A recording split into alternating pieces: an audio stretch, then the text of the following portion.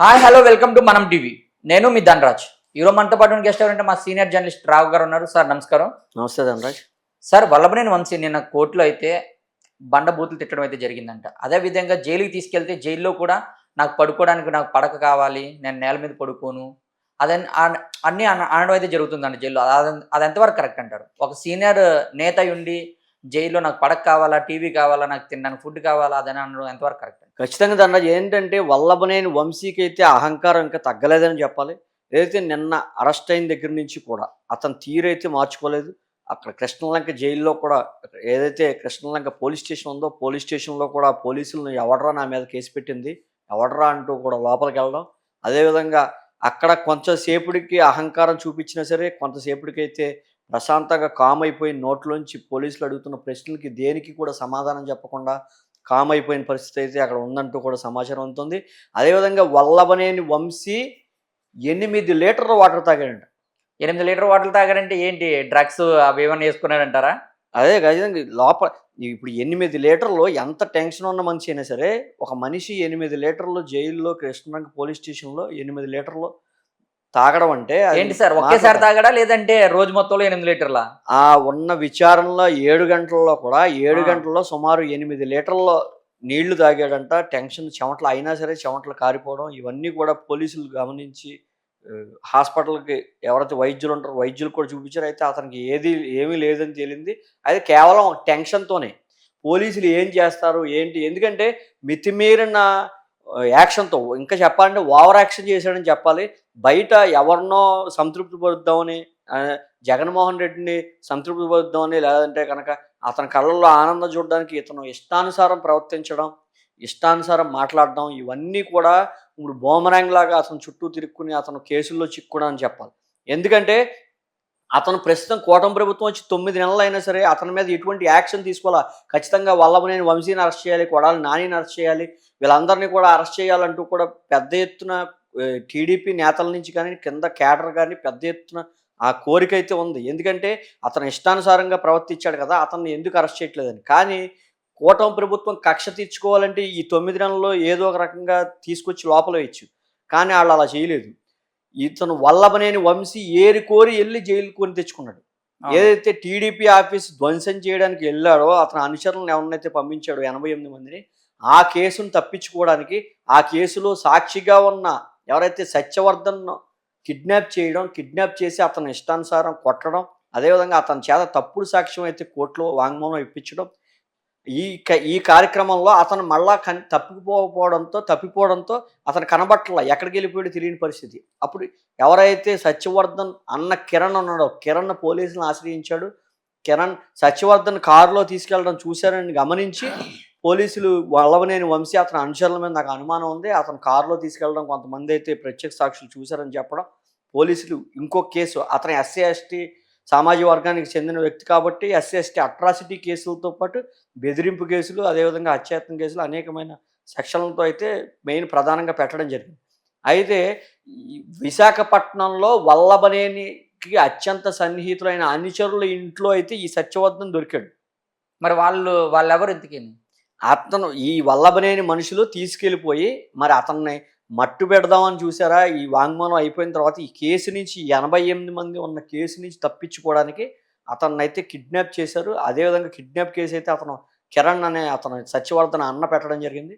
అతను విశాఖపట్నంలో వల్లభనేని అనుచరుల దగ్గర దొరకడం జరిగింది. పోలీసులు ఆ కేసులో ఎస్టీ అట్రాసిటీ కేసులో వల్లభనేని వంశీని 9 నెలల తర్వాత పట్టుకున్నారు. సార్ అంటే దీన్ని బట్టి ఏమర్థం అవుతుందంటే కూటమి ప్రభుత్వం కావాలని అరెస్ట్ చేయలేదు, తనకు టీడీపీ ఆఫీస్ మీద దాడి చేసినా సరే ఆ కేసులో అరెస్ట్ చేయలేదు. అంటే కావాలని దాన్ని మాయం చేసేద్దాం, ఆ కేసును నిర్వీర్యం చేద్దాం అని ఒక కుట్రతో వల్లభనేని వంశీ ఇదంతా తన ఏరుకోరి అతను నిర్మాత కావడంతో కొంత సినీ పక్కీలో కొంత యాక్షన్ చూపించాడు. అతనిదైన శైలిలో అయితే కొంత యాక్షన్ చూపించడం జరిగింది. అయితే ఆ కేసులో A71 వల్లభనేని వంశీ, ఈ కేసులో A1. ఇప్పుడు ఏరుకోరి ప్రమాదం తెచ్చుకున్న తర్వాత పాత కేసులన్నీ తిరగతోడతారు, లేదంటే కనుక తన చేత ఏమైనా పోలీస్ స్టైల్లో కనుక ట్రీట్మెంట్ ఇస్తే ఇంకా కొన్ని నిజాలు బయటపడతాయి. ఇవన్నీ కూడా దృష్టిలో పెట్టుకుని అతను టెన్షన్ ఫీల్ అయినా సరే మనిషి మహా అయితే 2 లీటర్లు నీళ్ళు తాగుతాడు, 3 లీటర్లు నీళ్ళు తాగుతాడు.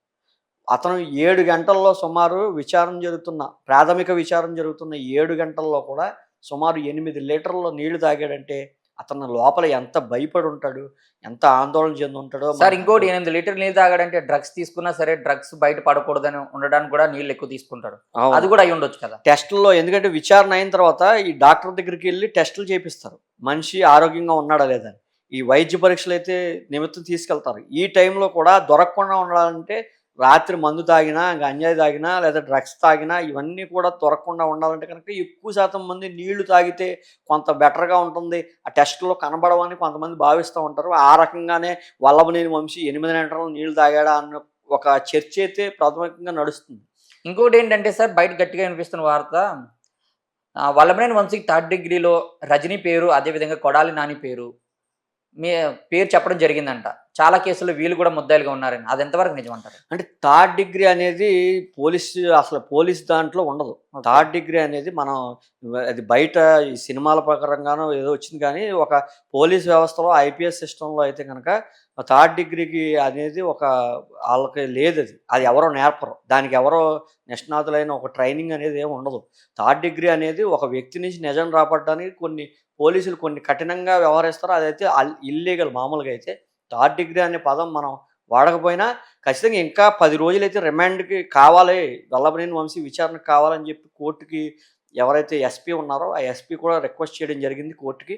ఎందుకంటే అతను 14 రోజులు రిమాండ్ అయితే విధించింది. ఆ 14 రోజుల రిమాండ్లో 10 రోజులు మాకు కావాలి, అతని దగ్గర నుంచి కొన్ని విలువైన ఆధారాలు సేకరించాలి, అతని ఫోన్ కూడా మేము స్వాధీనం చేసుకుంటాం అంటూ కూడా కోర్టుకి వినతులు ఇవ్వడం జరిగింది పోలీస్ తరఫున. అదే రజనీ గురించి ఖచ్చితంగా అప్పుడు తెలుస్తుంది. రజనీ గురించి కావచ్చు, జగన్ గురించి కావచ్చు, ఈ కుట్ర వెనకాల ఎవరున్నారని కావచ్చు, ఆ విచారణలో అయితే పోలీసులు పూర్తిగా అది మనం చెప్పకూడదు, కానీ 3rd డిగ్రీ అని అన్ని డిగ్రీలు ప్రయోగించినా సరే రజన్ రాబట్టడానికి పోలీసులు ఏ డిగ్రీ అయినా ప్రయోగించే అవకాశం ఉంటుంది.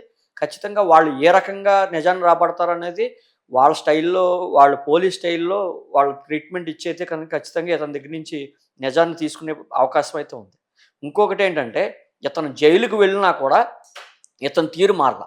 జైల్లో ఇతనికి నెంబర్ 1 బ్యారిగేట్ ఇచ్చారు. 7641 అనేసి ఖైదీ నెంబర్, రిమాండ్ ఖైదీకి నెంబర్ ఇచ్చారు, ఖైదీ నెంబరు.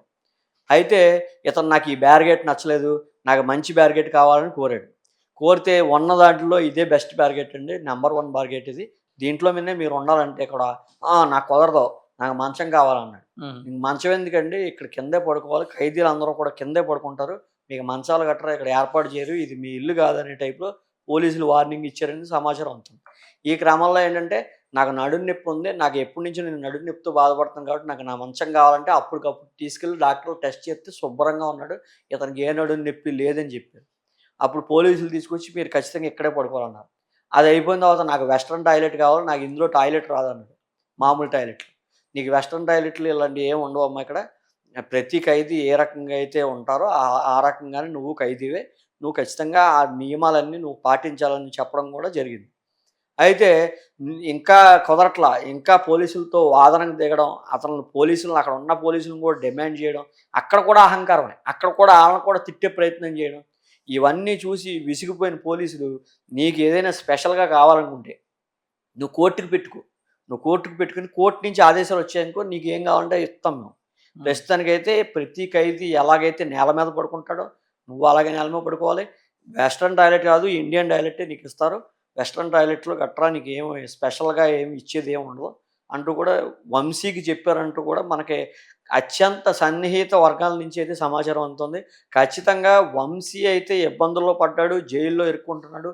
ఖచ్చితంగా వంశీకి ఇరకాటంలో పడ్డాడు. ఎవరినైతే ఆనందపరుద్దాం అనుకున్నాడు, జగన్మోహన్ రెడ్డి కళ్ళల్లో ఆనందం చూద్దామని వంశీ ప్రయత్నాలు అయితే అతను పేక్కు చుట్టుకున్నాయనే చెప్పాలి.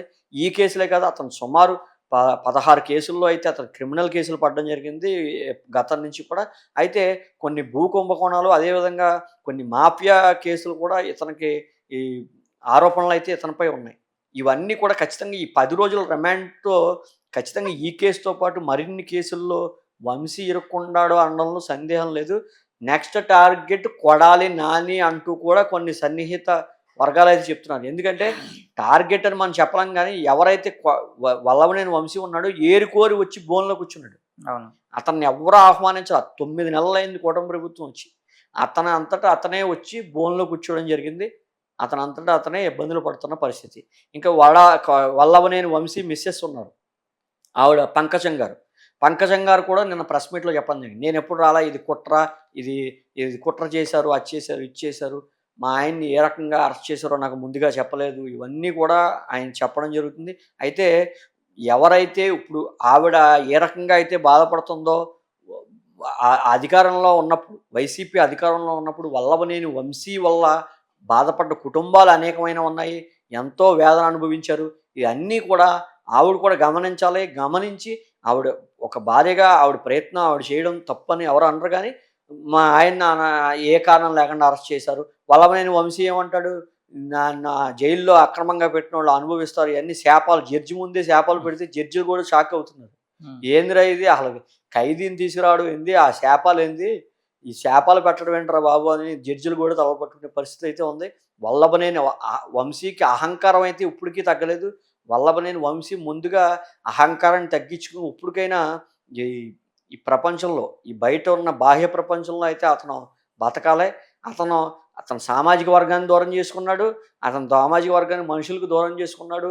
విపరీతమైన ఎవరినో ఉత్సాహపరుద్దాం, ఎవరినో ఆనందపరుద్దాం, ఎవరినో సంతోషపెడదాం అని అతను ఏరుకోరి కష్టాలైతే తెచ్చుకున్నాడు. చూద్దాం సార్, అసలు వల్లభనేని వంశీకి ఎన్ని సంవత్సరాలు జైలు శిక్ష పడుతుంది, బెయిల్ వస్తుందా రాదా అనేది మనం వెయిట్ చూద్దాం sir. Thank you sir. Thank you.